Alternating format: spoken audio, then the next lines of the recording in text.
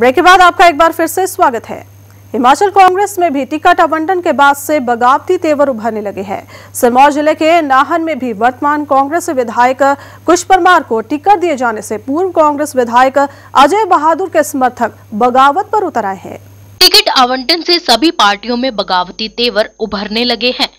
Ticket आवंटन के साथ ही नाहन कांग्रेस में गुटबाजी उभर कर सामने आ गई है। नाहन विधानसभा क्षेत्र से वर्तमान कांग्रेसी विधायक कुश परमार को टिकट दिए जाने से पूर्व कांग्रेस विधायक अजय बहादुर के समर्थक बगावत पर उतर आए हैं।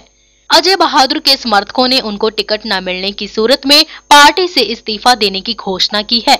नाहन बीडीसी उपाध्यक्ष मोहम्मद सुलेमान, पूर्व बीडीसी अध्यक्ष यशपाल शर्मा, जिला कांग्रेस सचिव इकबाल मोहम्मद सहित करीब 2 दर्जन प्रतिनिधियों ने अपने इस्तीफे प्रदेश अध्यक्ष वीरभद्र सिंह को भेज दिए हैं। वहीं नाहन नगर पालिका के उपाध्यक्ष योगेश गुप्ता, पार्षद संजय गोयल, हिमाचल मुस्लिम वेलफेयर सोसाइटी के अध्यक्ष नसीम मोहम्मद दीदान, राजीव गांधी पंचायती राज के प्रदेश सचिव विशाल शर्मा ने वर्तमान विधायक कुश परमार पर नाराजगी जाहिर करते हुए हाईकमान से पुनर्विचार की मांग की है।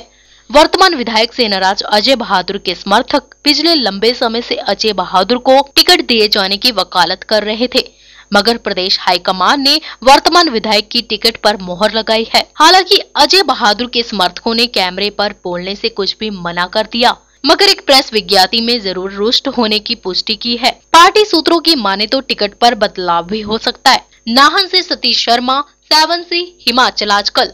16 से कांग्रेस के उम्मीदवार और पूर्व विधायक का दिल्ली से वापस आने पर 61 मील में भव्य स्वागत किया गया।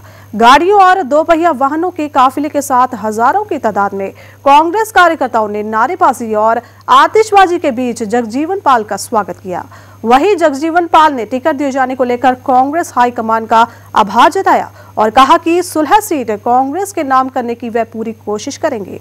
आदरणीय श्रीमती सोनिया गांधी जो हमारी पार्टी की राष्ट्रीय अध्यक्ष हैं, उनका और राहुल गांधी जी का जो महासचिव हैं कांग्रेस पार्टी के, और उसके बाद राजा वीरभद्र सिंह जी जो हिमाचल प्रदेश कांग्रेस कमेटी के अध्यक्ष हैं, और श्रीमती विद्या स्टोक्स जी जो विपक्ष की नेता हैं, उनका आभार व्यक्त करता हूं कि उन्होंने मुझे 16 चुनाव क्षेत्र से कांग्रेस पार्टी की तरफ से चुनाव लड़ने की अनुमति दी है। उसके लिए मैं उनका अपनी पूरी 16 के कांग्रेस कार्यकर्ताओं की तरफ से और 16 के लोगों की तरफ से धन्यवाद करता हूँ। समाज सेवा संस्था उमंग फाउंडेशन ने सभी राजनीतिक दलों से राज्य में विकलांगों को निःशुल्क शिक्षा को अपने घोषणा पत्र में शामिल करने का आग्रह किया है। संस्था के युवा विकलांग विद्यार्थियों ने शिमला में विकलांगता पर जन घोषणा पत्र जारी किया। उमंग फाउंडेशन के अध्यक्ष अजय श्रीवास्तव ने शिमला में बताया कि राजनीतिक दलों व आम जनता को विकलांगता के मुद्दे के प्रति संवेदनशील बनाने के लिए घोषणा पत्र जारी किया है। चाहते हैं कि समाज और सरकार और राजनीतिक दलों के एजेंडे में विकलांगों के मुद्दे भी शामिल किए जाएं। 2007 में भी हमने ये प्रयास किया था, जिसमें हमें काफ़ी सफलता मिली थी। तीनों राजनीतिक दल जो मुख्य हैं यहाँ पे, बीजेपी, कांग्रेस और सीपीएम, उन्होंने कुछ मुद्दे अपने घोषणा पत्रों में डाले थे और उसमें से हमें क्या लाभ मिला। हमारा एक मुद्दा नेत्र बैंक की स्थापना था और हिमाचल प्रदेश में हम सब जानते हैं एकमात्र नेत्र बैंक हमारे प्रयासों से शिमला के आईजीएमसी में जो है स्थापित किया गया। अब पहले तो ठीक था जैसा भी था, अब ये कि हॉस्टल में भी मेस वगैरह कॉन्टैक्ट पे जा रही हैं तो थोड़ी सी प्रॉब्लम हो रही है। जो नॉर्मल स्टूडेंट हैं वो उनको भी प्रॉब्लम आ रही है। हॉस्टल से रिलेटेड है वो हमको 3000 पे करना पड़ता है एनुअली। आप दे रहे हैं? हाँ जी, हम दे रहे हैं। और इसके अलावा उससे जो मैथ्स बाकी जो हॉस्टल से रिगार्डिंग है, मैथ्स से रिलेटेड है, वो है। चुनाव प्रचार में धीरे धीरे रंगत आने लगी है और अलग अलग पार्टियों के नेता घर घर जाकर वोट मांगते देखे जा रहे हैं। कांगड़ा के जसवा प्रगपुर में भाजपा उम्मीदवार विक्रम ठाकुर व धेरा विधानसभा से बसपा प्रत्याशी हरिओम शर्मा ने भी घर घर जाकर वोटरों को रिझाना शुरू कर दिया। चुनावी मौसम में हर कोई अपनी अपनी डफरी व अपना अपना राग अलाप रहे हैं। कांग्रेस और भाजपा ने अभी तक अपने पत्ते नहीं खोले हैं, लेकिन जसवा प्रागपुर से भाजपा ने विक्रम ठाकुर को टिकट देकर चुनाव में उतार दिया है। Vikram Thakur door to door प्रचार में जुट गए हैं। ऊना जिला के बॉर्डर पर अलोह गांव में लोगों से विक्रम ठाकुर अपने जान पहचान मजबूत करने में जुटे हैं। दूसरी ओर देहरा विधानसभा में भी पेच है। इसी के चलते अभी तक कांग्रेस और भाजपा अपने प्रत्याशी मैदान में नहीं उतार पाई। इसी के चलते दोनों पार्टियों के कार्यकर्ता भी हाथ पर हाथ धरे बैठे हैं, जिसका फायदा बसपा के प्रदेश महासचिव व देहरा से चुनावी रणभूमि में उतरे प्रत्याशी हरिओम शर्मा लेने में सबसे आगे हैं। जसमा परागपुर से भाजपा प्रत्याशी विक्रम ठाकुर ने कहा कि भाजपा प्रदेश में मिशन रिपीट के तहत जीत कर आएगी और मुख्यमंत्री धूमल के नेतृत्व में सरकार बनेगी। वहीं देहरा से बसपा के प्रत्याशी ने कहा कि लोग बदलाव चाहते हैं, इसलिए लोग कांग्रेस और भाजपा से मुंह मोड़ रहे हैं। उन्होंने कहा कि आज हर कोई बसपा से जुड़ना चाहता है और जुड़ रहा है।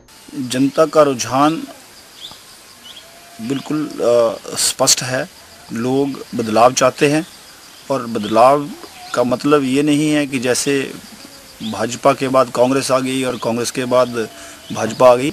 इस बार लोग दोनों ही पार्टियों को सत्ता से बाहर करना चाहते हैं, क्योंकि ये रक्षक बनाकर हमने भेजे हैं, लेकिन ये भक्षक बन गए हैं। भ्रष्टाचार, महंगाई, बेरोजगारी, ये सब लोगों के गले पड़ी हुई हैं और इसलिए लोग चाहते हैं कि इनको सत्ता से बाहर करना है।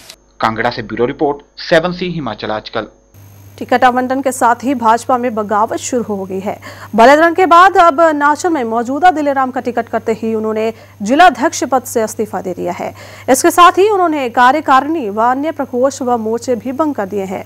अब चुनाव से जब 1 माह से भी कम समय रह गया है, तो इस तरह की खलबली से पार्टी को चुनाव में भारी नुकसान हो सकता है।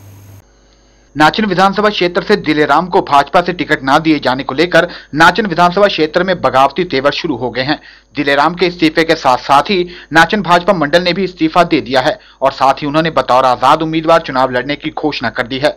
दिलेराम ने कहा कि पार्टी के पास उनका टिकट काटने का कोई आधार नहीं है तथा उन्हें टिकट न देकर पार्टी ने कार्यकर्ताओं का ध्यान नहीं रखा है। दिलेराम ने दावा किया कि इस कार्यकाल में उन्होंने नाचन विधानसभा क्षेत्र में 300 करोड़ से अधिक के विकास कार्य करवाए हैं।